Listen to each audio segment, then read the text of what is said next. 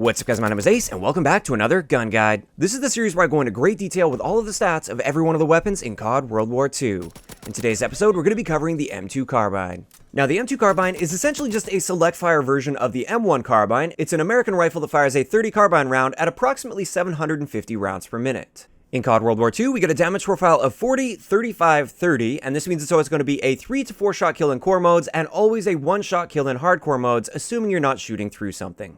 Our rate of fire is 441 rounds per minute, and with rapid fire we bump that up to 472 rounds per minute.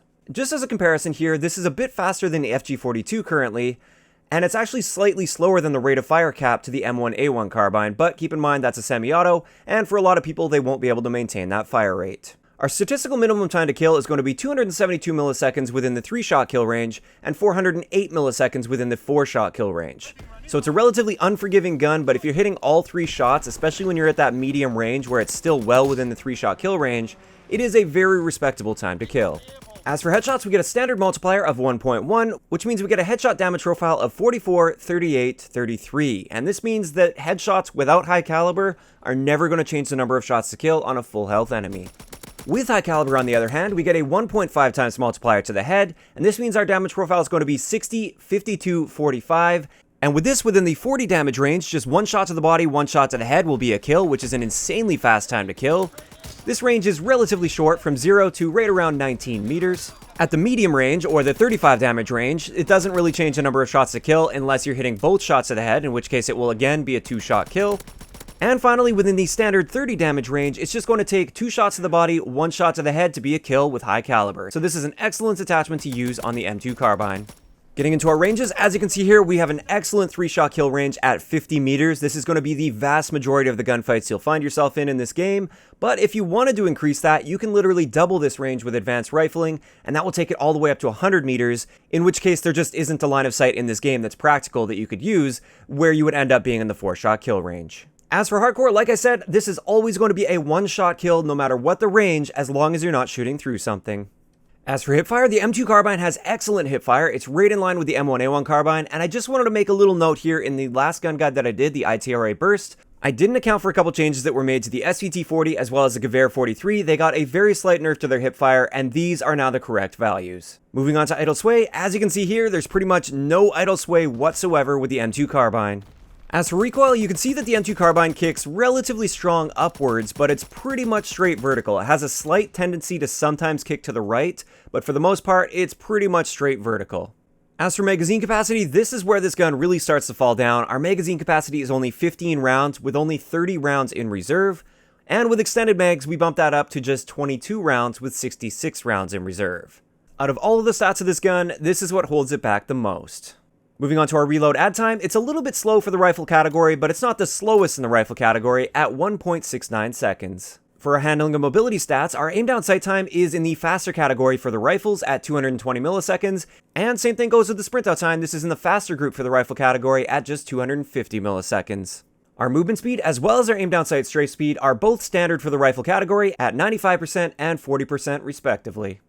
Getting into my recommended attachments, if I could only choose one single attachment to use on this gun, it would absolutely be extended mags. Like I said earlier, that's the biggest downside to this gun is your magazine capacity as well as your total starting ammo. It's just abysmally low for a full auto weapon, and therefore extended mags, assuming you have it unlocked, is pretty much a must-have on this gun. In addition to that, like I said earlier, the high caliber attachment is excellent on this rifle because in the close range as well as the longer ranges, just one single headshot mixed in with the body shots will always reduce the number of shots it takes to kill by 1, and within that sort of medium range for this gun, if you land both shots to the head with high caliber, it will be a 2-shot kill. And pretty much any other attachment on top of those two is just a pure bonus for me. There's nothing else that really changes it nearly as much as high caliber or extended mags. Sometimes I'll run a reflex sight on it, other times maybe advanced rifling, especially if I'm planning on locking down longer lines of sight with it. Quick draw is absolutely not necessary, but it is a nice little bonus, and same thing goes with something like rapid fire. It's not necessary, but it will technically help your time to kill a little bit. So now let's move on to a couple example classes for you guys. First up is pretty much my standard way to run rifles these days after this division's update. We've got the armor division with the scoped basic training skill. That combination is really deadly with the rifle category. For our attachments, we have extended mags, high caliber, and reflex sight. Our secondary is a 9mm SAP with extended mags, our lethal is going to be a sticky grenade, and our tactical is a stun grenade. This is an excellent, well-balanced class where you don't have to worry about nades or stuns or anything like that. You have the ability to strafe faster while aiming down sight, which is very valuable with a rifle class. And just in general, this is my favorite well-rounded class for basically any rifle out there. For the second class I'm going to be sharing here, this one's a little bit more tailored to the M2 Carbine specifically. With this one, we're running the infantry division, so we still have the ability to strafe faster while aiming down sight. But this time for our basic training, we're going to be using forage. I don't use forage on many weapons, but this is the exception. The fact that you don't have much ammo when you start with this gun means that if you're going on any kind of a streak, you're probably going to have to swap this out for something else if you're not running forage. With forage, you start with extra magazines and you're able to keep replenishing your magazines over time. And this means you can keep your M2 out as you start going on a streak. You don't have to pick a gun up off the ground. In addition to this, with the infantry division, we get an extra attachment, so it's the same attachments as before, but I also added advanced rifling, and for our 9mm SAP, I also added high caliber on there. Everything else is exactly the same.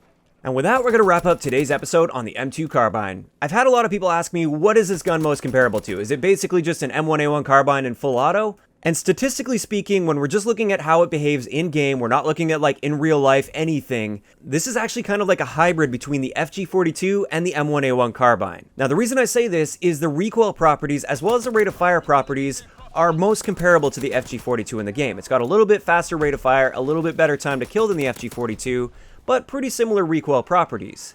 Whereas on the other hand, it has the excellent handling and hipfire properties of the M1A1 Carbine, but unfortunately it also gets the magazine properties of the M1A1 Carbine, so that's its downside. It's like an FG42 with a better time to kill, better handling, better hipfire, but a significantly worse magazine capacity. And with that, as always, I'd like to know in the comment section below, what do you guys think of the M2 Carbine? In addition to that, if you guys have missed any of the previous episodes of Gun Guides, I will leave a link to the playlist down below. Out of the new sets of guns, I've already covered the ITRA Burst, so if you guys have missed that one, make sure you check it out. And it looks like I'll be covering the Sterling next. If you enjoyed the video, a like rating is always appreciated, and don't forget to subscribe for more if you haven't already. I'll talk to you guys next time.